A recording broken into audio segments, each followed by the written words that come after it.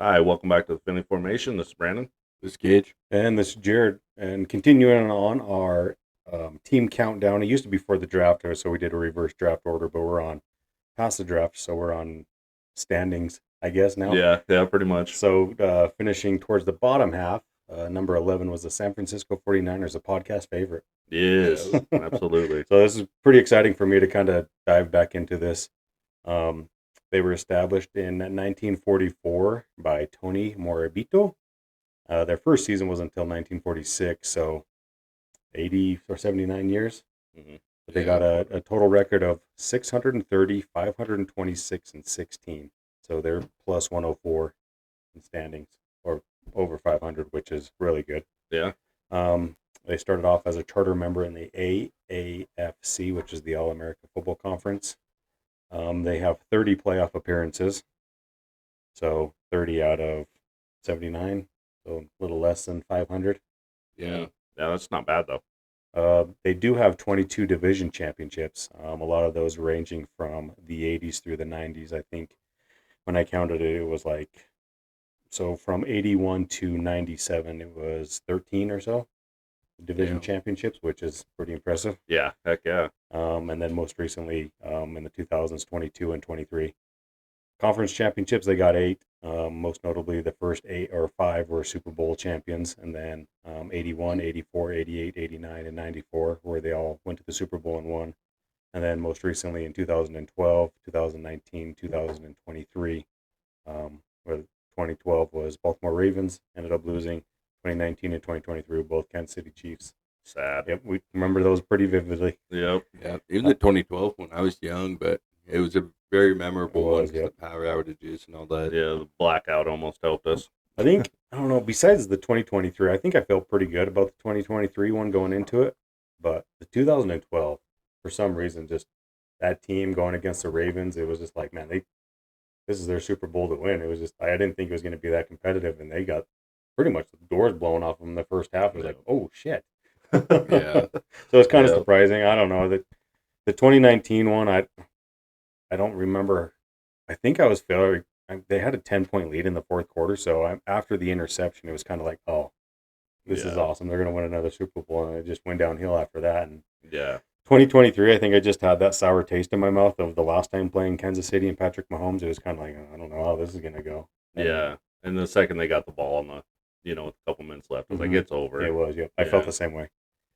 But going back to their Super Bowls, first one was 1981 against the Cincinnati Bengals, 26-21. That was Super Bowl 16. And then 1984, Super Bowl 19, 38-16 against the Miami Dolphins. 1988, Super Bowl 23, 20-16 against the Cincinnati Bengals again. 1989, Super Bowl 24, 55-10 against the Denver Broncos. And 1994, Super Bowl 29, 49-26 against the San Diego Chargers. And like just a little, I don't know why, but this is like my earliest memory as being a 49ers fan was watching that Super Bowl. And I can't remember if I was a San Francisco fan before then, but I vividly remember that Super Bowl, and it was Steve Young. I don't really remember too much Joe Montana playing days. I think I was just too young. So in 1994-95, that season that they won the Super Bowl, I was 9 years old, but just for some reason, that's like my first San Francisco memory of watching the Chargers Super Bowl, which is pretty cool, I guess.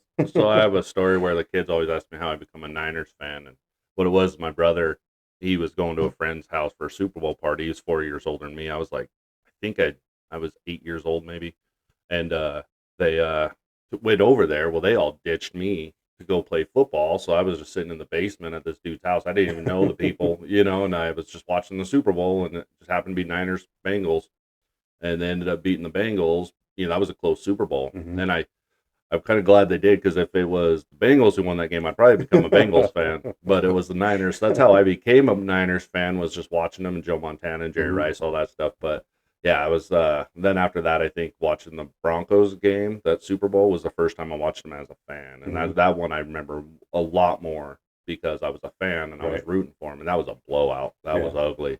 Then I was forced. I was forced into being a Niners fan during the Alex Smith days. Oh, that's tough, man. You came in at a bad time. Yeah, he was drafted what, 2 years before I was born, 3 years before I was born. No, it was 2005. Oh, so the year I was born, we Yeah. got Alex Smith, and Man, you've I was a grown fan up. of him then. Look back on it, I don't know why.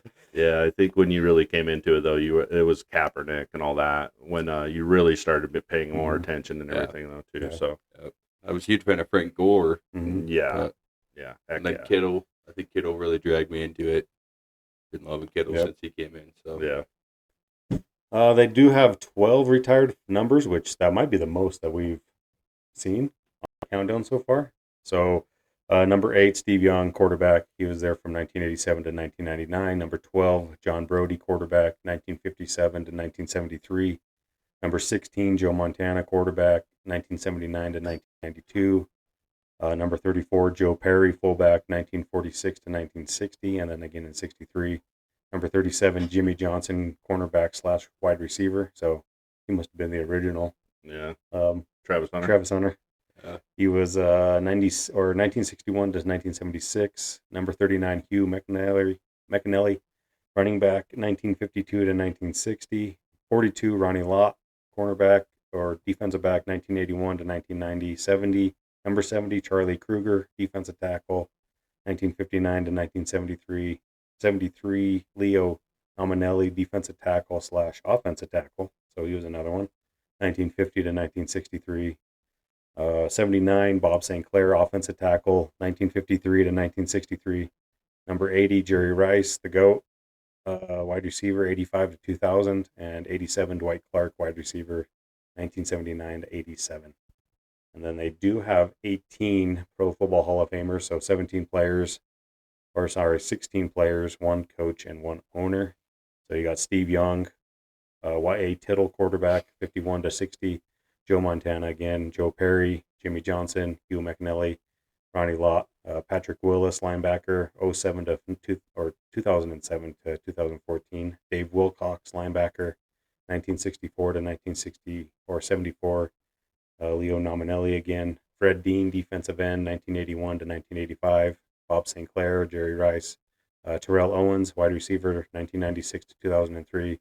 Charles Haley, defensive end, linebacker, 86 to 91, then again in 98 to 99. Bryant Young, defensive tackle, 1994 to 2007. And then Ed DeBartolo Jr., owner, he was there from 77 to 2000. And then Bill Walsh, head coach, 79 to 88.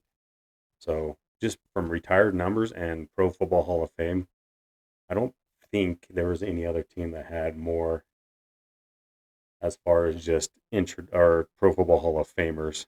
I think the Cowboys Did the had Cowboys more Hall have of more? Famers because they had so many Hall of Famers that played 4 years there or something like Right. that. Like prime time, they count in their Hall of Fame. Yeah. Even though he played for 6 teams or whatever it was. Yeah, they had a good bit Did too. they? Okay. Yeah, they had a long list. I don't remember. Did the Cowboys have a lot of retired numbers? No, I think they had 5. 5? I Yeah, think so they had Larry Allen. Troy Aikman was his retired. Can't remember now. Oh, I don't remember. I don't Drawing a remember. blank. I I know think it Larry was, Allen. though. was it?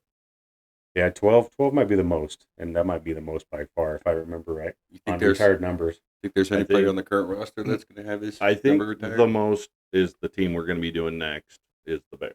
Okay. Yeah, Yeah, probably. that makes sense. Yeah. That makes sense. So Now, I think Fred Warner might be on pace, and Kittle might be on pace. yeah, Kittle. I think Kittle would probably, Fred Warner and Kittle would probably be your 2 best bets. They're probably Trent both Williams? on pace. Trent Williams in it, and I just don't think he spent enough of his career with the Right. Niners it's for true. It them was to more retire his Washington, number. Yeah. but Yeah. that's good. That's probably a good start with those 2. And then if Nick Bosa continues, he'll probably finish being the sacks leader on their team eventually. If I had to guess, I think if he so. stays with them Yeah. throughout his career. But all-time statistical leaders passing is Joe Montana.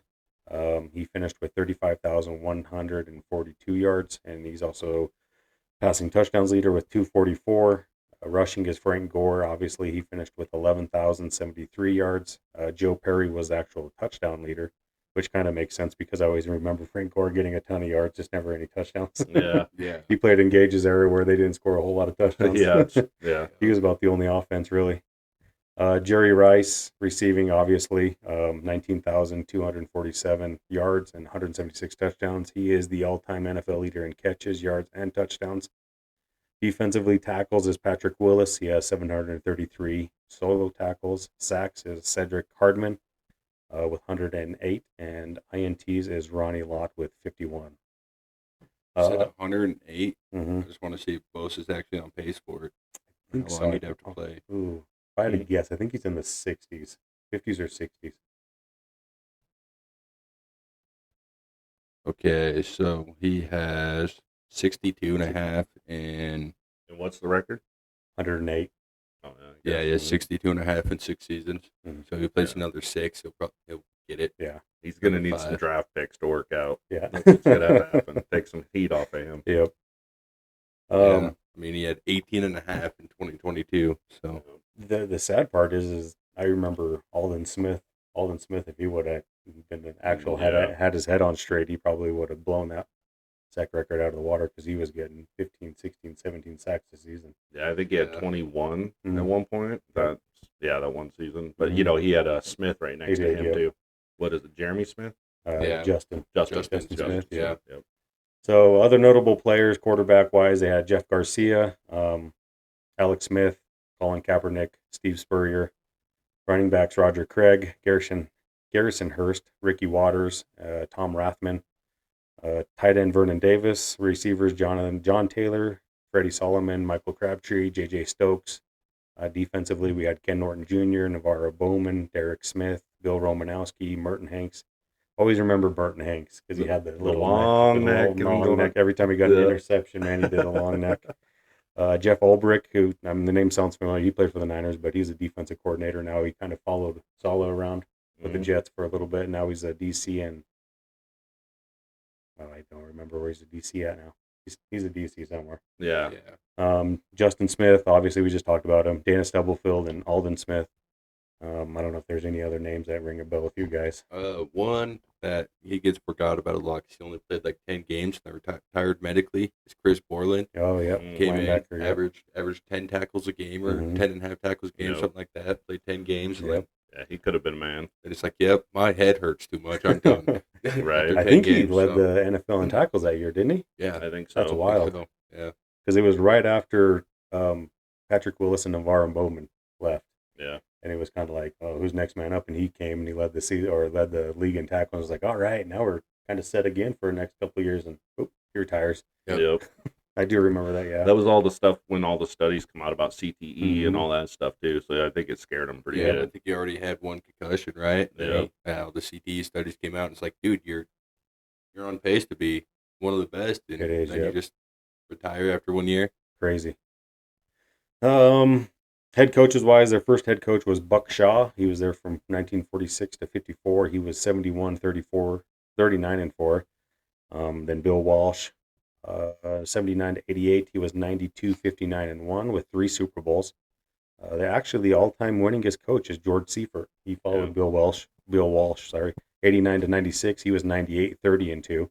So I was kind of doing the math from 1979 through 1996 season with Bill Walsh and George Seifert. They were 190 and 89.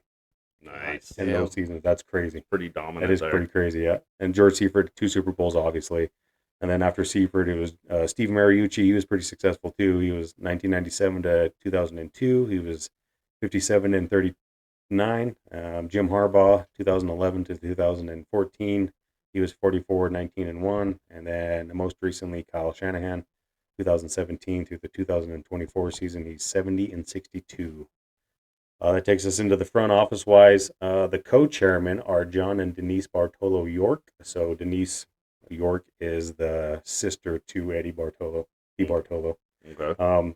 The infamous thing about him was in like 99, 2000, somewhere around there. He kind of got in like an embezzling situation to where he kind of lost control of the team because he was under suspension from the league for, I think, lying to federal and prosecutors. Oh, is that what it was? I remember something back then. So he got suspended, and it went to Denise and John. So Denise was like technically the chairman and or CEO, and John was like the chairman or something, vice versa. But after he left in 2000, they just became owners. And then in 2008, Jed York, who's the son of Denise and John York, became the CEO, and then in 2024 he became principal owner, so he bought the majority shares from his parents. Oh. But the parents are still co-chairman. Jed York just is principal owner now. Head of football operations / GM is John York, and head coach Kyle Shanahan. Things that I remember. Did you say John York or did you mean John Lynch? John Lynch. I'm sorry. Okay. John Lynch. Okay. Yep. Yeah. John York is the dad. Sorry, he's the co-chairman. John Lynch and Kyle Shanahan have been there Okay. since 2017. Yeah. Okay. I thought that's what you meant, Yeah. but I was like, wait a minute. He never said Sorry. Lynch. But okay. Kind of crazy how much you mentioned John Lynch's name too, because we had him on what was it, the Bucks episode? Bucks. He was a insane safety. Then The now he's a Broncos. GM. Broncos. Yeah, Yep. Broncos. Yeah. Yep. Now he's a great GM for Yep. the Niners, and him and Shanahan have really built something. Yeah. They can't get her done in the big game. We've played a lot more games than other teams, and it's been awesome as a fan. So, Well, I just remember after Chip Kelly got fired, and then the GM at the time, I can't remember. They both got fired, and so Bulky. Bulky. Trent Bulky. When they brought in Kyle Shanahan was kind of the known commodity with the Falcons making their playoff run. It was kind of like him and McVay were like the toss-ups, and then McVay went to the Los Angeles Rams. It was kind of like, well, we kind of know where Kyle Shanahan's going to end up. There's only one spot left. So you knew that, but whenever they announced John Lynch as the GM, it was kind of like, oh, right. I did not see that coming because I knew him. I knew him as a player, but most recently he was the commentator for Fox on NFL games. So it's kind of like, oh, this is kind of a weird pairing, but right. Worked out. I think he's a hell of a GM. I think he's a hell of a player evaluator. He does a good job, I think. But what I liked about it when they hired him was that part of his evaluation for the team to see if he wanted to go there, he kind of wanted to create a system more like what the Patriots had, where it's like not everything. We want to keep things close to the cuff, you know what I mean, and not show our cards, and we don't want things being out there all the time. So he's like, if you can hide that you hired me for a month, you know what I mean, then I'll stay. Right. So basically, he was hired for like 30 days before they even announced his hiring, which was any cool. leaks. Yep. And it worked out for him because I know it came as a surprise for everybody. So some of the earliest memories, I would just kind of going back for, being a San Francisco 49ers fan. Obviously, I talked about my first memory really was that Super Bowl in 1994, but a couple of the other memories with the Steve Young era were that playoff game. I think it was a wild card or divisional game against the Packers, where they were losing in the final seconds, and he took that snap under center and he stumbled. Yeah. And then he hit T.O. in the end zone to win it. That was, for some reason, that's a vivid memory in me, and I think that was in like 1998. And then, obviously, in 1999, I remember that Monday Night Football game where he got blindsided by, I don't remember, but he ended up getting that really bad concussion and never playing again. Okay. I do remember that. What about the run? Did you watch that one? Which in lifetime? Was it against the Vikings when he went 85 yards? I don't remember that. No, these for some reason those three games are like just vivid memories of Steve Young. And it's like the greatest Russian quarterback play of all time. Yep. Yeah. I do remember just watching videos of it all the time or highlights of it all the time. But it just doesn't ring a bell. No. I was such a Joe Montana fan that I didn't fully appreciate what we had in Steve Young because I just wanted to see Joe Montana back. Yep. I was like, no, I just want to see my guy play again. So it was like, no, Montana's better. Montana's better. I said that for years, and it took me almost till like Young was gone before I was like, oh yeah, he is pretty damn good, But I just wanted Joe Montana, because that's who I grew up watching. That's who the first guy I watched. Well, I hate that Steve Young was so good because if you play any Madden, play in the Ultimate Team and stuff like that, well, you're going to get a good Steve Young card. Guess what? You have to play with a lefty now. Yeah. That's funny. To me, and then just going into like after the Steve Young and then pretty much me growing up in like the late 90s, early 2000s, you had I remember the Jeff Garcia and Terrell Owens era pretty vividly. I mean, they were still pretty competitive. They just never advanced far in the playoffs. Right. Now we got one better, Brock Purdy and Tariq Owens. We do, yeah. We do. It's just like a reincarnation, huh? Yep.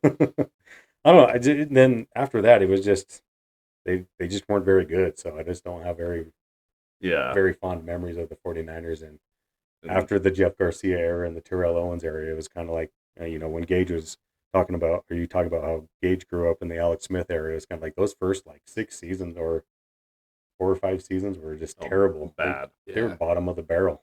And then there's one play I remember with their history that I don't know why it's so vivid. It was just one touchdown by Michael Crabtree, who's my guy growing up. You know, Mhm. that mediocre wide receiver everybody loves. Mm-hmm. So he ran a fake. It was like 15-yard fake post, and then he faked the corner too, and then ran straight. Scored a touchdown on it. I don't know why I remember it so vividly, but I watched that play 100 Mhm. times probably after watching it live because he ran Yeah. it so smooth and probably his best route of all time. Yep. I remember Alex Smith's rookie season. I know we started with Tim Rattay Yep. as our quarterback, and they were hyped on that season. I was like, man, this is gonna be bad, and it did. It turned bad quick. Tim Rattay was not good, so they got Alex Smith in there, and I think he threw. I can't remember if it was 12 or 15 straight interceptions Mhm. before throwing a touchdown. Yep. And I remember a guy there that we had at that time, which I wish we had a good quarterback play there, was Brandon Lloyd. If Mhm. you remember him, because Yep. he had some really good hands. They drafted him, and I think he bounced around all over the league after that. But he had some really good hands, a good player. And I just remember, when he finally caught a touchdown after, it was like 8 games or whatever, and a lot of interceptions later. He finally caught one, and he was just like doing the thank God thing, Mhm. like yeah, it was terrible though. It was bad years, and you loved Frank Gore because Mhm. he was always doing stuff, and if it wasn't for Frank Gore, you really didn't have a lot to cheer about, Right. And then we got, I think, what was it, Patrick Willis in 2008? Yep. Is that when it was? When you had what year did Vernon Davis come in? He was He played around. with Alex Smith a lot, It was right? like '06 Yeah, it was or around the same time. Yeah, and he was super exciting. And then yeah, but it was so weird. I never seen a guy that big and that fast take such bad hits. Oh, I know. Holy cow, man! dude, yeah, I watched highlights too. Where he was getting Mhm. beat Got up out lit up, man. there. Yeah, I just, and I don't remember anybody really before him, but Vernon Davis was like that, more of like athletic, freaky tight end. Coming into the league, was just like he was so big and fast and strong, and it was just like, man, you don't see really tight ends like this, and Yeah. he's kind of was like a new age tight end, like really. what Kyle Pitts is supposed to be. And that's what, yeah, Yeah, that's and what he was. that's what I just remember about Vernon Davis, and then, um, remember Jim Harbaugh getting there, and it was kind of like, oh, sweet, just because I knew Harbaugh from being with Stanford. I kind of like watching Stanford and the Andrew Luck kind of offense and just the way they played, and he pretty much took over the exact same team, and he just flipped them completely. And I remember that first game. Was it the first season where they were playing the Giants in the championship game? And was it Kyle Williams that fumbled that kick or punt return? Hit him in the leg. Yep, hit him in the leg, and tried to pretend like it didn't that's touch right. him. Yeah, but that team probably right there, I felt like most confident of like probably winning a Super Bowl. Mm-hmm. And then after that, you kind of got into the Legion of Boom era of Seattle, where they were just battling each out every season. It was just like, oh my gosh. Yeah. So you knew the winner of those like playoffs if they met each other in the playoffs, which they did. But you knew the winner of that game was probably going to go on to the Super Bowl and win it Yeah, because they they were were just solid. so dominant. Yeah. That's Mhm. the most depressing time as a Niners fan. Nice young kid watching Michael Crabtree, my favorite wide receiver, and then Richard Sherman has to come Yeah. out of nowhere. It was tough. Yep.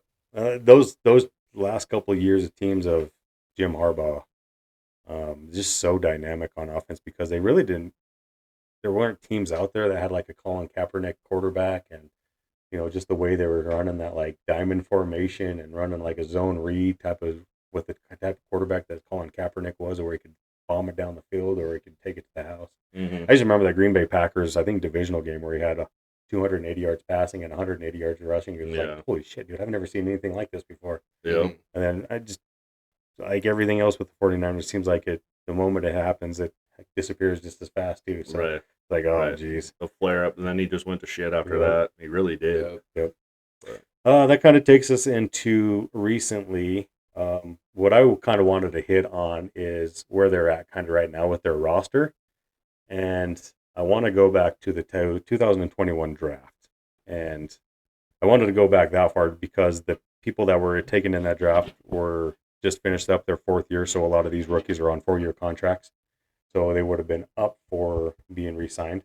So going back to the 2021 draft, this is who they took. Trey Lance, not on the team. Aaron Banks, not on the team. They didn't re-sign him. Trey Sherman, running back, not on the team. Ambry Thomas, not on the team. Jalen Moore, not on the team. Diomanor Lenore, he's on the team. Yep. He's the only one who's gotten re-signed. He's my favorite corner Yeah. on the team, especially after losing Travis Ward. But I like the North. Hufanga was in that draft. He's no longer on the team. And Elijah Mitchell, who's no longer on the team. So one player draft in the draft in 2021 is on the team still. Wow. 2022 draft. Drake Jackson just got released yesterday. Released, which is crazy because the only reason he got released was felt physical. Mm-hmm. But I thought he was a hell of a player. I think he I had did too, 6.5, 7 last year for Yep. sacks. Mm-hmm. So he Before he was a got good hurt. player, and he's fast. He's fast for a DN. He Yeah. ran like a 4.85 or something like that at 270 pounds. Yeah, he was a freak, and he had those freaky long arms too. He just Injury couldn't stay prone. healthy. Yeah. Yep, but he failed his physical, so he's gone. Tyron Davis Price, running back, no longer on the team. Danny Gray, no longer on the team. Spencer Burford is still on the team. He's kind of a swing guard / tackle. And he's trash. Yeah. He's so bad. Sam I hate Wol- watching that guy play. So if Spencer Burford's playing, it's not great. Sam Womack, I think he's still on the team. I think he's corner 6 or something. I think now. so. Yeah. Nick Zach Olds. Is that a CakleJ Mhm. or something? Mm-hmm. He's still on the team. He's another swing guard tackle, so he I never hit him plays. up about coming on here. He didn't hit me back. No. He has like 30K followers. So I was like, oh, he's going to hit me back. He did not hit me back. So that right there, what is it? 2 so far? Yep. Burford or I guess 3. They 3, got 'cause Burford, Womack, and the Nick guy. Yeah. Khalil Davis, I think he's still on the team. I think he's a backup defensive tackle. He might be 53rd on the roster Yeah. or something. Yeah. Tariq Castro Fields, he's no longer on the team. And then Brock Purdy saved their ass in 2022 for that draft. Pretty much saved the team. And then going into last year, or in 2023's draft, Jair Brown, who's legendary. He's still on the team. Jake Moody, who might still not be on the team. Season. Cameron Latu, I think he's still on the team, but he's like buried in the depth chart at the tight end. Daryl Luter, he's a defensive back somewhere. He's kind of buried in the depth chart. Robert Beal, he's kind of a plug and play defensive tackle, I believe. D. Winters, who's kind of fighting for a starting position now, a linebacker. Braden Willis, I don't believe he's still on the team. I don't think so. I thought he was also like buried in the depth chart. I think he might be a tight end. And then Ronnie Bell. I do not think Ronnie Bell's still on the team. Yeah, I think he got. Did he I get think cut? he's out of there. I think thought we so. still had him as a specialist. And then- Braden Willis is indeed still on the team. And It's then Jalen Graham. So the last, or 2021, 2022, 23 drafts. So if you're looking at the 2025 season, these players in these drafts should be on their second contracts or be in like solid contributors. Right. What do we got, like 3? 3 or 4 on there, maybe. So Lenore, Brock Purdy, are the only starters. Mm-hmm. Jair Brown is kind of a toss-up. He'll probably start at safety.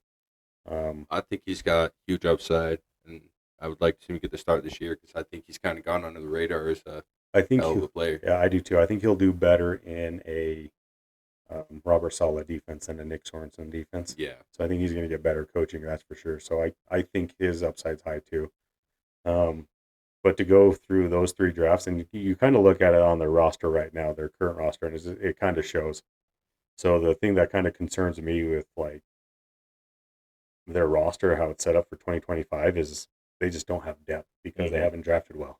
Yep. And a lot of their pieces are guys that they kind of pick up in free agency. You can definitely tell it's been a point.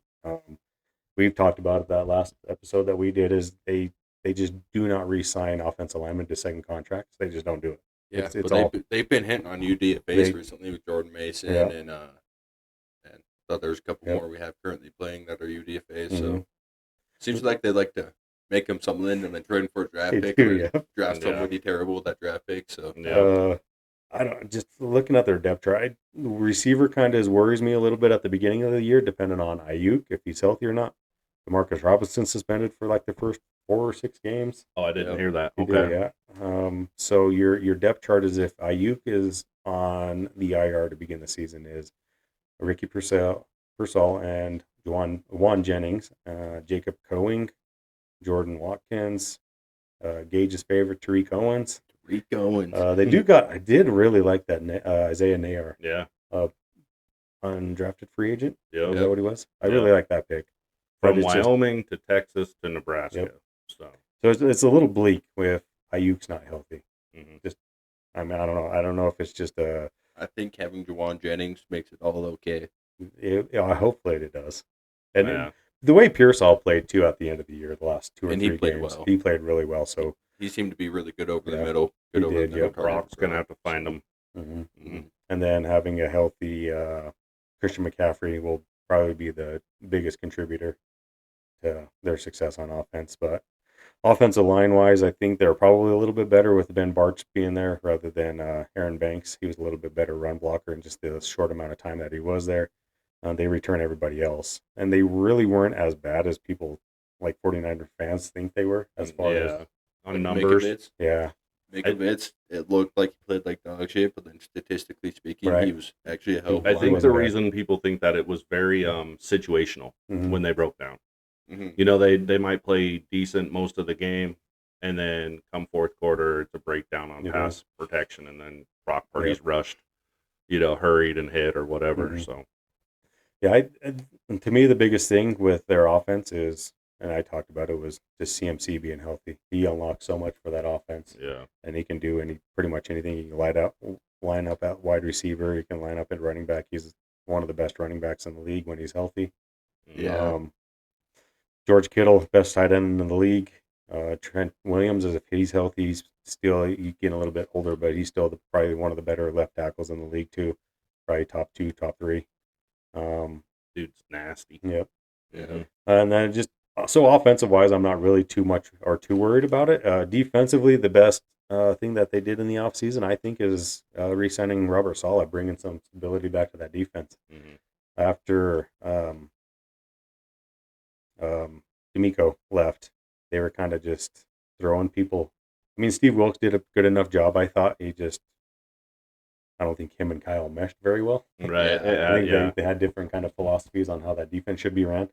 And so bringing Robert Saleh back, and then you Robert Saleh brought his special teams coordinator with him, which was the special teams for the 49ers last year was just completely dog God crap, awful. Yeah. bad.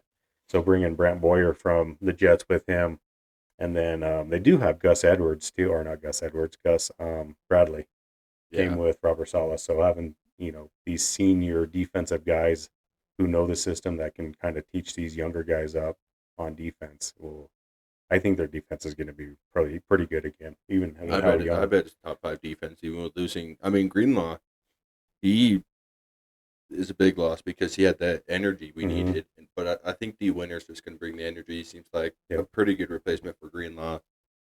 He's a hard hitter, and he plays really energetic. So I don't think we're really losing a whole lot, losing Greenlaw and replacing him with Winters, but we'll have to see how it goes. Yeah. I think, and the more I dove into it too, I do feel like it would have been nice to get a wide receiver earlier in the draft.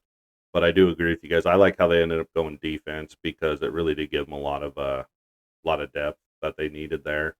I think if these guys hit, I think they're going to be dangerous. Now, like we said, last few years they haven't drafted well when it comes to actually like keeping players too, and so I honestly think that defensive end, Michael Williams, and that linebacker they got are the two biggest for me.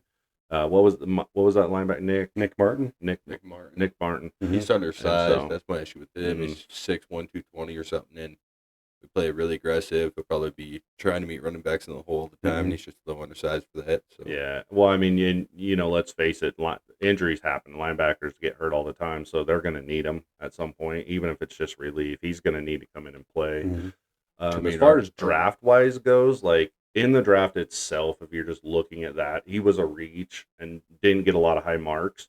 But if you're just looking at playing, which is the big thing, now that the draft is over and it was like, draft grades, blah, blah, blah. But if he plays in the NFL like he did in college, he was a tackling machine and he did well. So if he can get around and play like that, I think they drafted a good linebacker. He's got the best mentor in the league. Right. I think you see it all the time where it's like you have a great player and sometimes he's not good at helping his core around him. I think you see it with pretty much every linebacker we had since Fred Warner. He makes everybody around him better. So especially with them having that type of leader there who's that good at pass coverage, who's where Nick slacks a little bit, be huge too. I bet come season he'll be a more rounded linebacker than he was coming out of the draft. Right. No, I like that too. I like Brandon and I talked about that CJ West that they drafted in the fourth or fifth round, Yeah. defensive tackle from Indiana. But that dude's just a plugger, man. Him and that Alfred Collins are just going to be massive guys that stop the run, and then you're kind of hoping for those two to take bodies off of Fred Warner and Nick Martin and D Winters and these guys that play linebacker. You're just kind of putting bodies in there. By the end of last year, it was kind of like, man, the Niners are playing with Evan Anderson, who's a little undersized, Khalil Davis, who's a sixth round pick a couple of years ago, who's has been buried in the depth chart. They do bring back Kevin Evans and Jordan Elliott, who are, um, Jordan Elliott's a big body yeah. who plugs up a gap pretty well. So I mean, just kind of looking at their depth chart. I like you said, guys said, as long as the rookies kind of hit. I mean, they don't have to be all pros in the year one.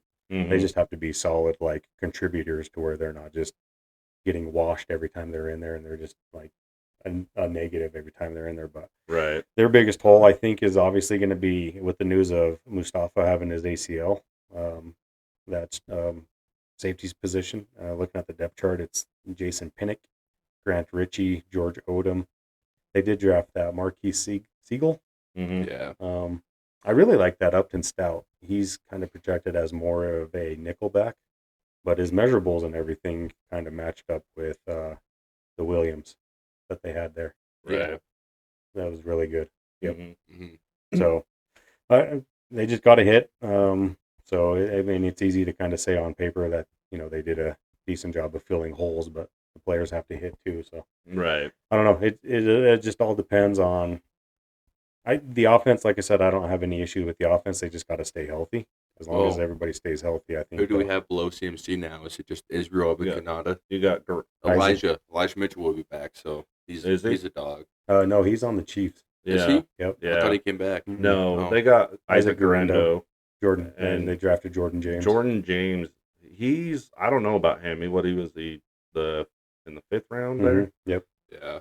Yeah, I don't know much about him. I know I like what we've seen from Grando, but we don't have a guy like Jordan Mason who's just gonna run you over. Les Jordan James, that type of guy. I haven't dug into him a whole hell of a lot, but I haven't either. I know he's from Oregon. 5'9", 205. I don't see any splits or anything like that on his 40s or anything. I mean, that's decent size. So he's more of a Kyle Shanahan back. It seems what was the like name again? Jordan James, 5'9", 205. Yeah, I don't know. He definitely seems like a guy that they're looking to replace CMC a little bit with. He's going to be. I don't know how hard he runs, but doesn't seem like he has the size to really run a lot of people over. 205 is actually kind of small for a running back nowadays.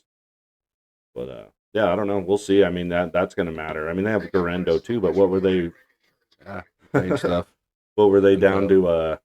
Their fifth string running back last season. Yeah. So he ran a 4.55 at Jordan James. Oh, really? Okay, so maybe that's not too bad at all. 4.55 at 205. I don't know. We'll see. Yeah. Hopefully he runs a lot, or has a lot more game speed. Yeah. And yeah, maybe he is kind of a bruiser. Maybe he does just kind of take on tackles. So let's just hope CMC stays healthy. That's what I'm saying. Games. Yeah. And one thing I'd like to see him do with and we talked about how I feel like they misused him when he came back. They just overused McCaffrey. I'd like to see them have him out there more on a like, okay, so he's on the field, but they don't have to give the ball to him all the time. He can be a deception. He can be a decoy. Yeah. And really start, using him more like that. That way you keep the hits down on him and then just have him, you know what I mean? Just he's still out there. He's still a weapon because, again, like the threat of him being out there is still high. They're going to key in on him. Well, that'll open up a lot for Kittle. That'll open up a lot for these receivers that we need to be open, and they're these young guys that we have in there with the depth there. So I'd really like to see them use him, and that'll keep he can't be hit like they can't use him the way they are. He can't have 30 plus touches a game. That just can't happen. He's getting old. He's already injury prone as it is. So it's like, man, you can't come in and just, use him like that. I don't feel like his usage pisses me off because I've been saying it since probably week 8 of last season. I think it doesn't matter what running back you put in that system, they're going to have success. You've seen it back with when we were down with four-stringer Isaac Rendo in there, and he had a 100-plus yard game or two, even. So why would you put in CMC for 30 carries when you could put in Israel Abicanada and get 5 yards of carry still? Mm-hmm.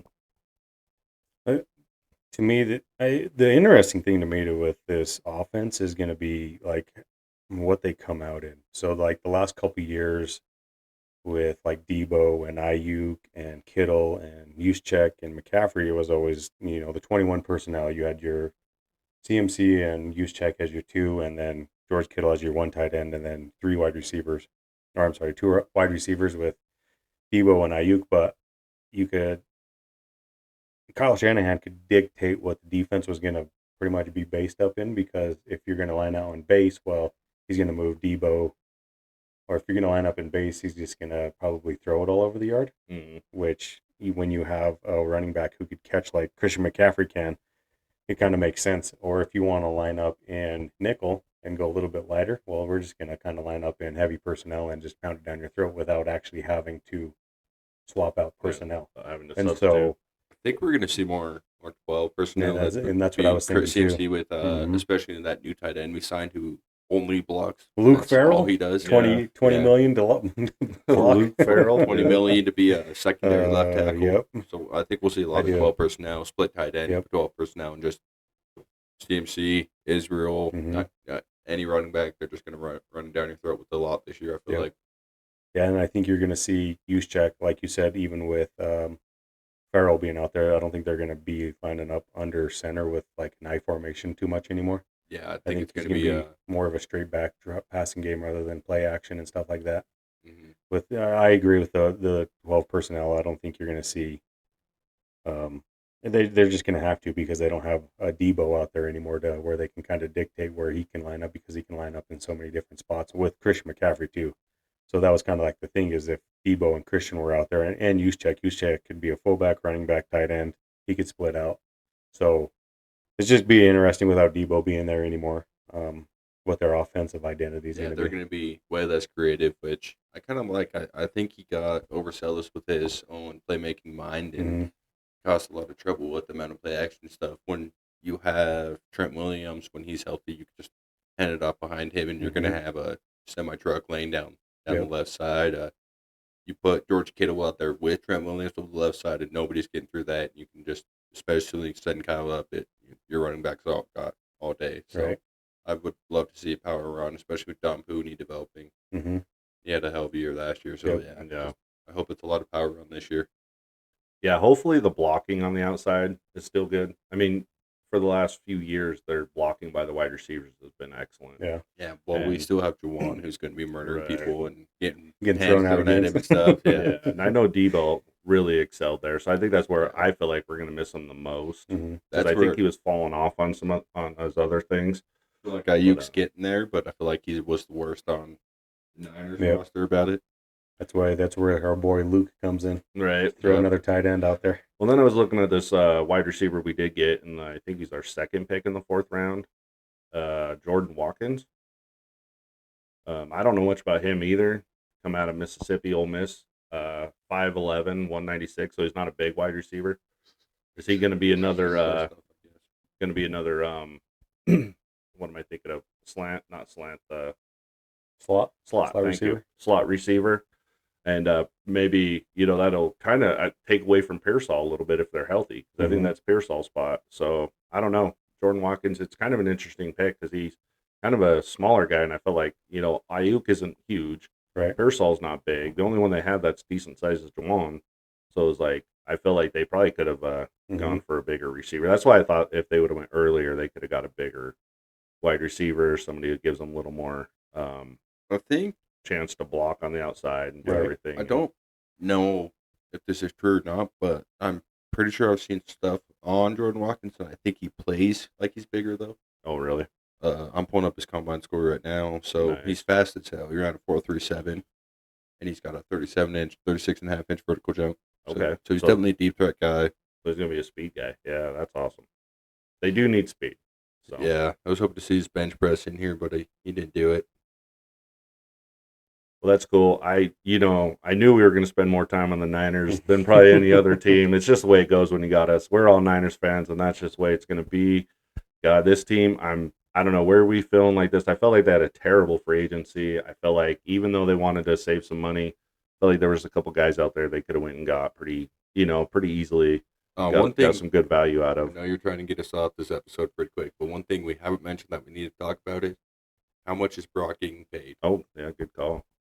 He still ain't been paid yet. Kind of sounds like he's in the 55 to 54 to 55 million. The insider I watch, his name's Chase Senior. He's all over Instagram. Is where I watch him. He predicted 53 to 55 mil, which I think is a good spot for Brock. I think he's worth that. Mm-hmm. I know a lot of people think he's only a $40 million quarterback, or we should just get rid of him and should have drafted one, or whatever the hell. But he's a damn good quarterback, and I think he's worth 53 to 55. I think they don't. I honestly, compared to the next guy, do we really want, what is it, Mac Jones? Yeah. You know what I mean? I think they got to pay somebody. Mm-hmm. I think they got to lock it down. Yep. And I think with Jimmy Garoppolo, they jumped on that one a little too early and paid him too quick. But we know what we got with Brock. Mm-hmm. He's not perfect, but he's gone through all the transitions that most young quarterbacks go through. Yeah. And he's coming out on the other side of that now to where he's going to start playing. You saw Joe Burrow had some down years. Herbert, you see all these guys. Allen took 4 years to be anything worth a hell, really. Right. It was just raw talent for 4 years for Josh. Right. But I think that he's been consistent enough to earn that. And if you hear interviews from anybody on the 53-man roster and practice squad players, he's a hell of a leader, too, not just a I think he's a top. I honestly think I would say if I've had to do when we do our top 10 quarterbacks, he'll probably be 10 or 11 for me.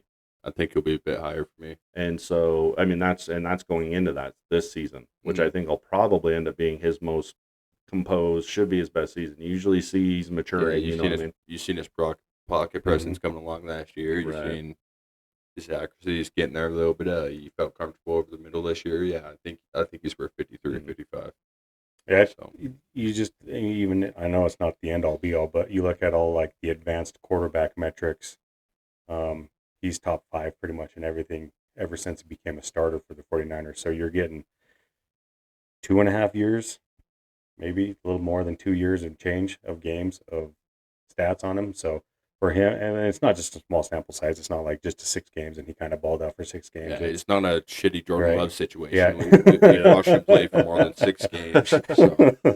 So the stats back it up, the numbers back it up. His stats back it up.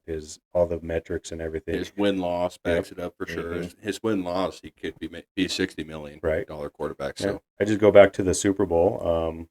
He did everything besides actually like putting the ball into the end zone, but he drove down the field and got him in field goal range to take the lead in the fourth quarter when they kicked the field goal, and Kansas City ended up tying it. But overtime, he takes him down the field. It wasn't his fault. Spencer Burford don't know how to block the best defensive tackle in the league. Yeah. Because if you slow down that play, if he had one more extra second, Brandon Ayuk was wide open in the back of the end zone. And Brock Purdy's going to hit that. That's a touchdown he's got pass. The mindset. That's it. Yeah. So, he's proved it to me in big games. He's proved that he deserves more money than your Tua's and your the Jaguars. Oh yeah, Trevor Lawrence, big time.